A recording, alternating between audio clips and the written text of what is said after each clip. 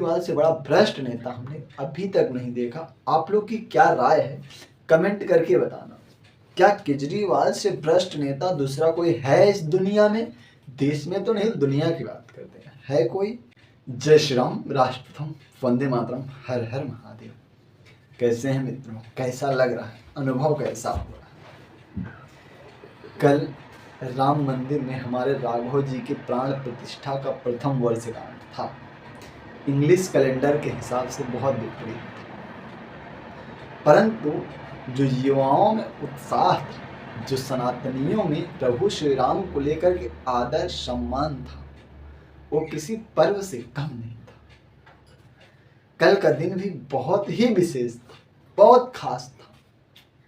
कितने जगह आतिशबाजियां हुई, दीपोत्सव मनाए गए, मिठाई बांटी गई, बहुत उल्लास के साथ ये प्रथम वर्षगांठ मनाया गया। पता है, कुछ लोग थे जब राम मंदिर का फैसला आया था, जब राम मंदिर में राघव जी का प्राण प्रतिष्ठा हुआ था, तो बोल रहे थे 2 दिन का तो बात है, 2 दिन बाद ये भीड़ शांत हो जाएगी। परंतु जो कल फिर से राम मंदिर में उत्सव देखी, भीड़ देखी, भक्तों का तांता लगा था, जगह नहीं था, उनको अभी भी ये समझ लेना चाहिए कि अब भारत का हिंदू बदल रहा है। ये परिवर्तन की घड़ी है, और कहते हैं ना, परिवर्तन ही प्रकृति का नियम है, और जो प्रकृति का नियम तोड़ता है वो इस प्रकृति में एडजस्ट नहीं कर सकता। तो विपक्षी नेताओं को ये बात को ध्यान देना चाहिए, अगर इस देश में एडजस्ट करना है, अपनी पॉलिटिक्स जिंदा रखनी है, तो बदले हुए हवे की दिशा में चलना शुरू कर दें। अनामिका अंबर जी ने 2 लाइन का गाना गाया था। हालांकि मैं ना तो कोई गायर हूं, न सिंगर हूं, न कवि हूं। आप लोग सुने रहेंगे, राम भक्त ही राज करेगा दिल्ली के सिंहासन पर। जो इस गाने को सुन करके निकाल दिए, वो निकल चुके हैं राजनीति से, और जो इस गाने को अपने अंदर रखे, अपने दिल में रखे, वो 100 करोड़ हिंदुओं के दिल में है, और दिल में जो है वो दिल्ली में भी है।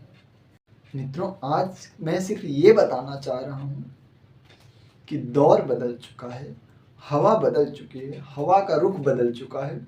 इसलिए विपरीत दिशा में जाने से अच्छा है हवा के दिशा में चलो, आसानी हो जाएगी।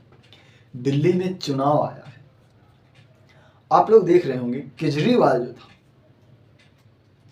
कितना दांव पेच खेल रहे हैं। केजरीवाल को देख रहे हैं, अगर उनका घिरघिट से कंपेयर करूंगा, और अगर कोई घिरघिट पढ़ा, मतलब घिरघिट इंसान जैसा होता और उसकी सुनवाई कोर्ट में होती, तो मेरे ऊपर मानहानि का केस डाल देता कि मैं केजरीवाल के साथ उसका कंपेयर क्यों किया। घिरघिट भी उतना रंग नहीं बदलता जितना रंग केजरीवाल बदलता है। आप सबको पता है, उसने कहा था कि मैं लग्जरी लाइफ नहीं लूंगा, नेताओं वाली जिंदगी नहीं लूंगा, मैं पैदल ही आऊंगा जाऊंगा, टैक्सी करके, ऑटो करके, पर्सनल कार की क्या जरूरत है, सिक्योरिटी की क्या जरूरत है। केजरीवाल कहता था बड़े बड़े बंगलों घर की क्या जरूरत है। केजरीवाल ही कहता था करोड़ों अरबों रुपए का शीश महल केजरीवाल ने बनवाया। फिर उसके बाद जो कहता था लग्जरी लाइफ नहीं लूंगा, उसके आगे पीछे लग्जरी गाड़ियों का तांता लगा रहता है, बिना सिक्योरिटी के टॉयलेट में भी नहीं जाता, जो कहता था सिक्योरिटी की क्या जरूरत है। और वो केजरीवाल जो 10 सालों से यमुना का पानी साफ करूंगा, दिल्ली को पॉल्यूशन मुक्त करूंगा, ये सारे सिर्फ चुनावी चोचले ही बन के रह गए 10 साल में। न तो यमुना का पानी साफ हुआ,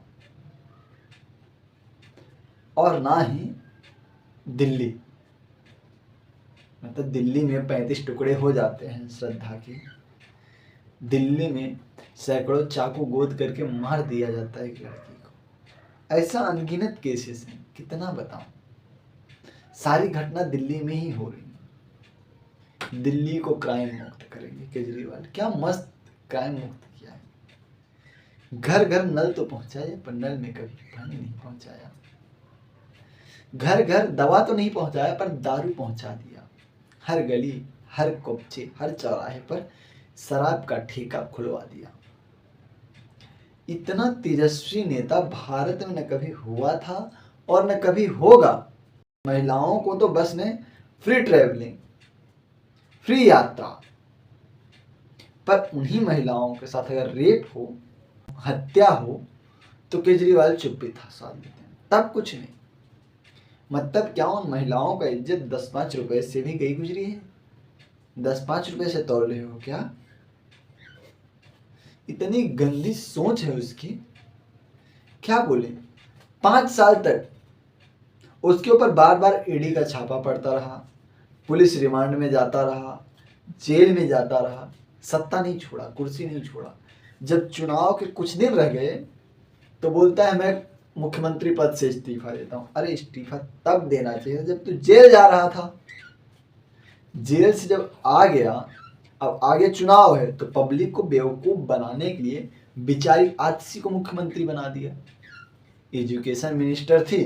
मैं पहली बार कोई सपा की लीडर थी जिसका मैं तारीफ करता था तो आतिशी थी, क्योंकि उन्होंने दिल्ली की स्कूलों की जो गंदी हालत थी, सच में एकदम गंदी से गंदी घटिया क्वालिटी की हालत थी, कुछ समय में उसने अच्छा करने का कोशिश किया था, बेहतर बनाने की कोशिश किया था, और एक महिला होकर उसने बहुत मेहनत किया था। परंतु उसके काम की जो तारीफ होनी चाहिए थी ना, जब से मुख्यमंत्री बना दिया है और रिमोट कंट्रोल अपने हाथ में ले लिया है, उसका भी नाम खराब कर दिया। बहुत अच्छी लीडर थी, परंतु अगर तू रिमोट कंट्रोल अपने हाथ में लेगा और उसको बोलेगा गाड़ी चला, तो कैसे चलाएगी? केजरीवाल से बड़ा भ्रष्ट नेता हमने अभी तक नहीं देखा। आप लोग की क्या राय है, कमेंट करके बताना। क्या केजरीवाल से भ्रष्ट नेता दूसरा कोई है इस दुनिया में? देश में तो नहीं, दुनिया की बात करते हैं, है कोई? अपनी बाड़ी विराम देता हूँ। जय श्री राम, जय माँ भारती, हर हर महादेव।